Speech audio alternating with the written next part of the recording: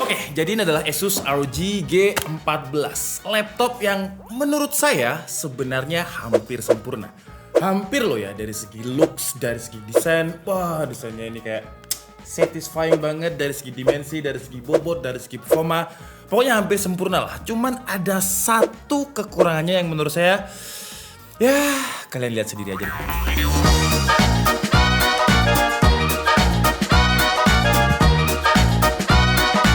Sebelum kita masuk ke reviewnya, saya mau kenalin kalian ke sponsor video kita kali ini, yaitu Livon. Livon adalah provider digital prabayar tanpa pulsa dari XL Axiata. Yang membedakan mereka dari provider lain adalah biasanya di provider lain kita dikasih kuota bergiga-giga, tapi kuotanya dibatasin jadi cuma ada kuota khusus pagi, malam, streaming only, terus gara-gara kuota dibagi-bagi, jadinya ada kuota yang nggak kepake dan pas sudah lewat masa tenggat malah hangus, jadi sayang banget. Nah, kalau di Livon kita langsung dikasih full kuota utama tanpa ada batasan apapun. Dan nggak ada tuh kuota yang bakal hangus karena mereka punya fitur yang namanya data rollover. Kalau kuota kalian udah lewat masa tenggat kalian, tinggal beli tambahan paket aja dan kuota lama tadi bakalan otomatis ditambahkan ke kuota yang baru. Istilahnya nabung kuota lah. Kita bisa nabung kuota ini sampai 1000 GB.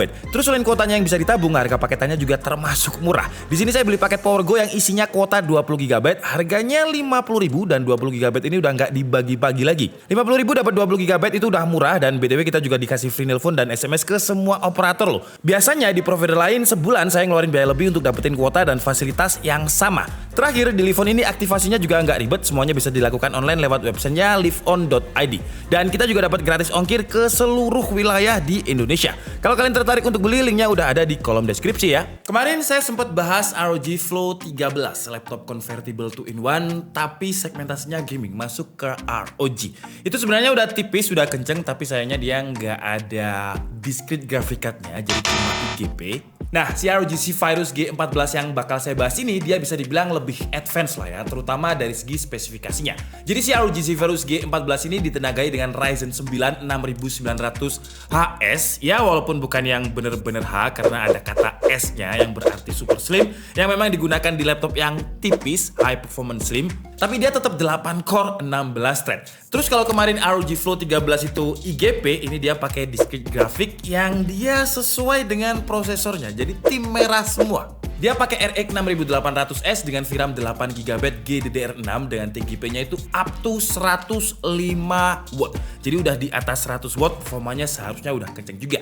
Terus untuk memori RAM-nya ini kita juga dikasih mentok rata kanan ya. Karena kapasitasnya ini 32GB. Biasanya kan ya cuma 16GB, tapi ini dikasih langsung 32GB. DDR5 dengan speed 4800 MHz. Yang kalau misalkan kalian masih pengen upgrade itu masih bisa karena nggak onboard memori RAM-nya. Tapi menurut saya 32GB ya seharusnya udah cukup lah. Secukup SSD-nya yang 1TB. Secara kapasitas dia gede, tapi sayangnya secara speed sih untuk sekelas laptop sebagus ini sayang banget. Walaupun dia udah NVMe Gen 4, tapi ketika saya cek di Crystal Bismarck versi 8, speednya itu cuma ada di 3000-an Mbps. Ya sebenarnya 3500 Mbps itu udah kenceng, cuman kan sekarang udah banyak ya laptop gaming yang speed SSD-nya itu 6000 bahkan sampai 7000 Mbps. Oke, karena kalau saya lihat di video saya itu langsung banyak yang skip di bagian performa, jadi di video ini langsung aja kita bahas performanya deh. Karena saya yakin juga kalian pasti penasaran dengan performanya laptop yang secantik, seringan, dan juga setipis ROG Zephyrus ini. Tapi yang perlu diingat, jadi si ROG Zephyrus G14 ini punya software yang sama juga dengan Asus ROG yang lain, namanya adalah Armoury Crate. Dan kita bisa atur profilnya. Kalau misalkan kita mau skenario mentok rata kanan, laptopnya harus kondisi dicas, dan di Armoury Crate-nya itu kita harus set ke mode turbo. Kalau misalkan nggak sama dicas, dia mode turbonya nggak nyala dan kita mentok itu ada di mode performance. Nah, kalau si ROG Flow X13 kemarin kita bisa atur TDP-nya. Jadi bisa kita atur ke 35 atau 45 watt.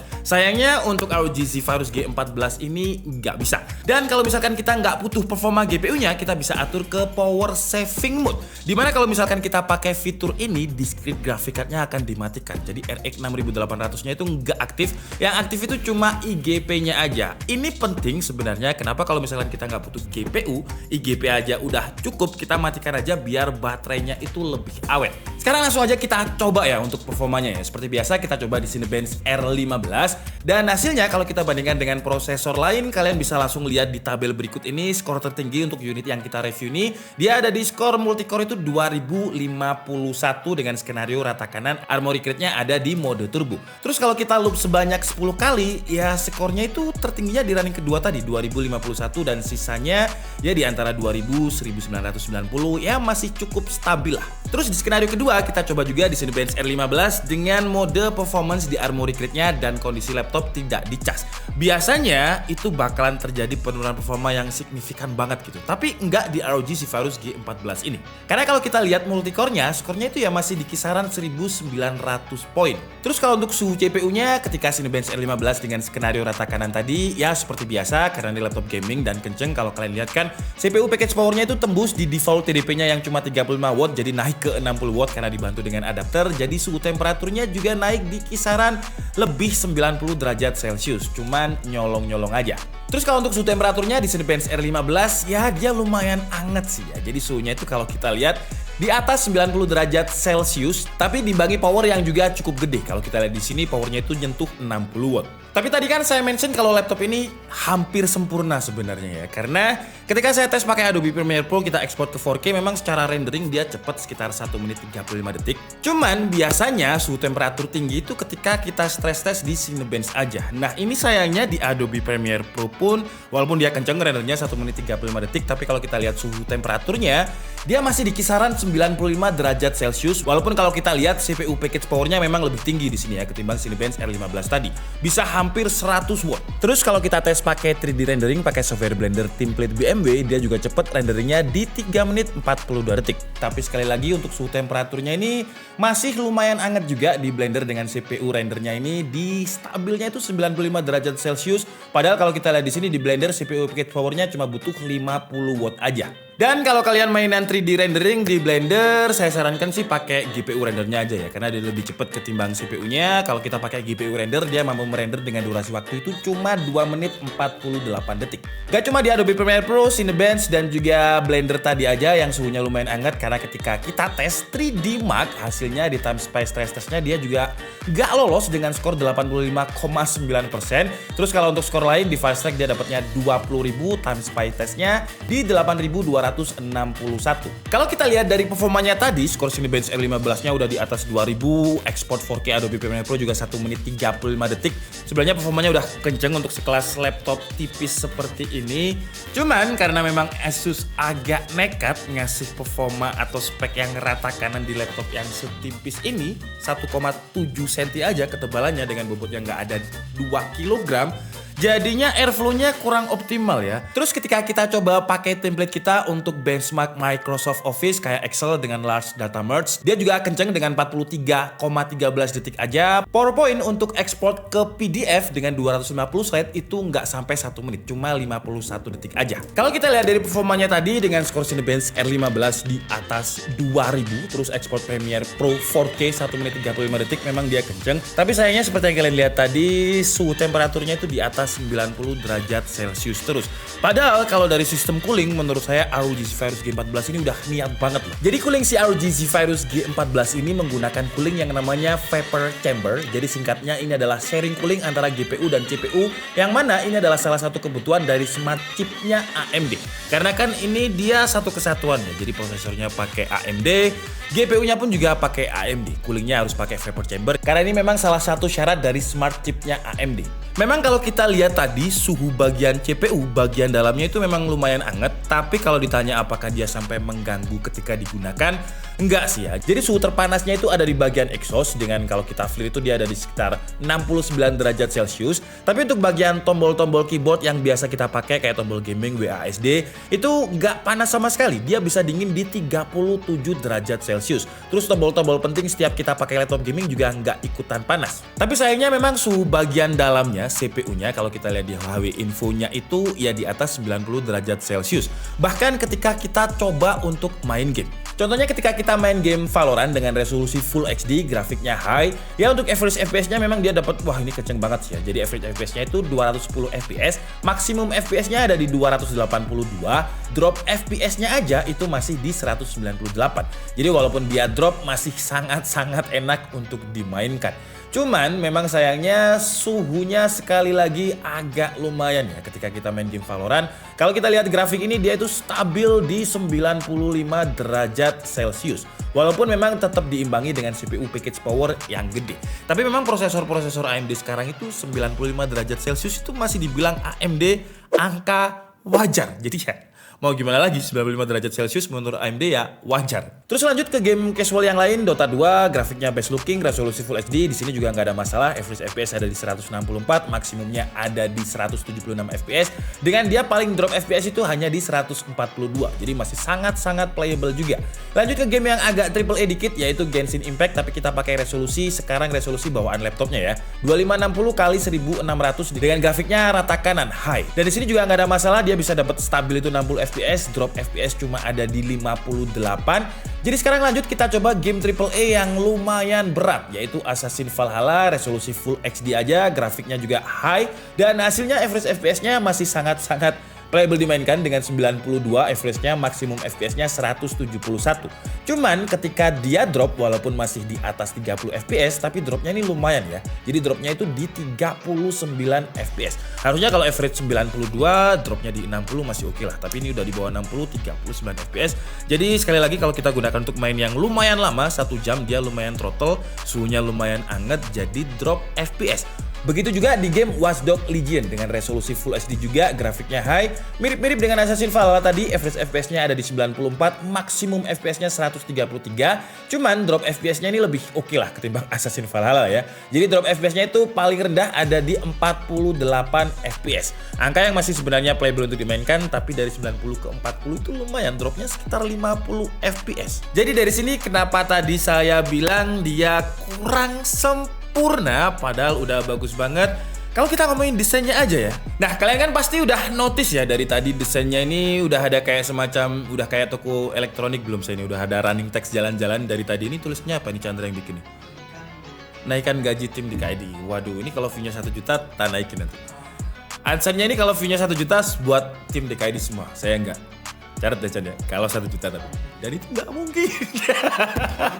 Jadi di bagian cover laptop dari ROG Zephyrus G14 ini ada ribuan lubang kecil yang dibaliknya udah diisi lampu LED berwarna putih. Dan buat LED-nya ini bisa kita custom sendiri lewat software Armoury Crate. Yang dengan customnya ini bisa kalian bikin lebih personal lah sesuai dengan kalian. Jadi kalau misalkan kalian mungkin di kampus bawa laptop ini terus tulis aja Handika gitu misalnya. Nggak mungkin dikira laptopnya ini laptopnya Chandra gitu, nggak mungkin karena kan ada tulisannya Handika gitu. Atau mungkin kalau kalian mau buat dia jualan pulsa juga bisa. Kan tinggal tulis Telkomsel 10.000 di situ. Jadi nggak usah running text lagi.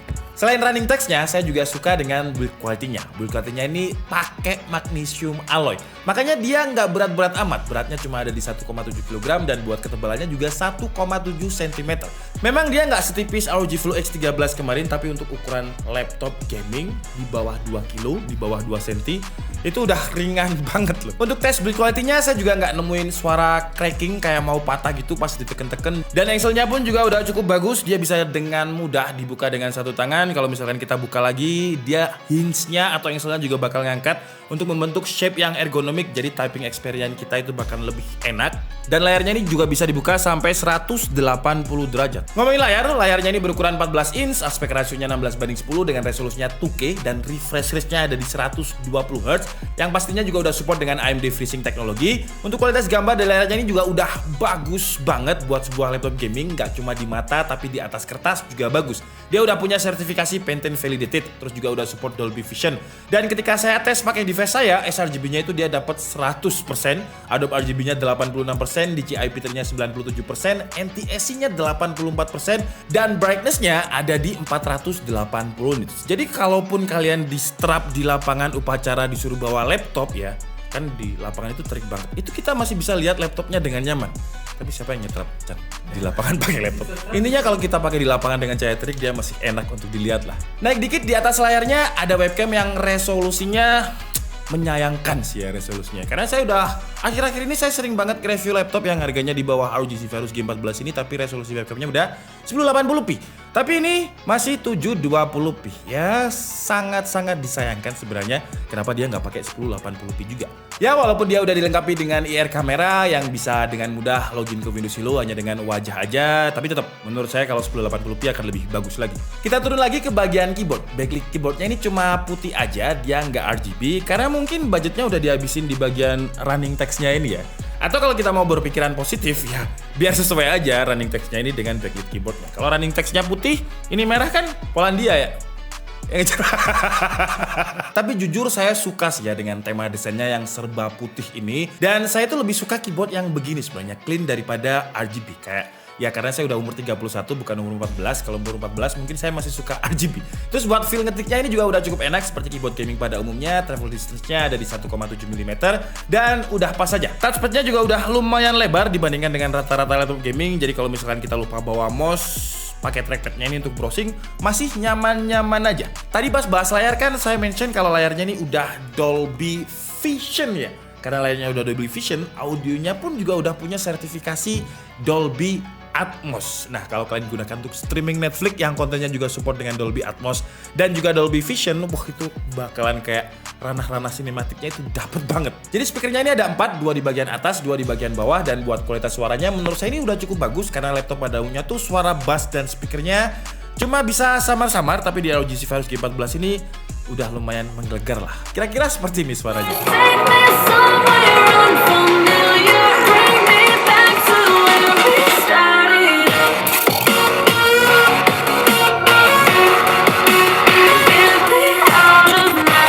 Sekarang untuk konektivitasnya, untuk Wi-Fi-nya dia udah pakai Wi-Fi MediaTek Wi-Fi 6E yang dia ada tambahan bandwidth jadi 2,4 GHz, 5 GHz, dan 6 GHz. Untuk Bluetooth-nya juga udah Bluetooth versi 5. Nah, kalau untuk port dia juga udah cukup lengkap. Di sebelah kiri itu dapat HDMI 2.0, terus USB Type-A 3.2 Gen 2 yang juga udah support dengan DisplayPort. Terus ada audio combo jack dan di sebelah kanannya ada micro SD card reader. Terus di bagian kirinya ada input power dengan power adapternya ini di dalam paket bundle-nya kita dapat yang 200 watt yang juga udah cukup kenceng untuk ngecas. Ngomongin soal ngecas, baterainya ini ada di 76 watt hour dan ngecas 0 ke 100% dia butuh waktu 1 jam 40 menit. Untuk sebuah 76 watt hour baterai itu udah lumayan cepet loh ya.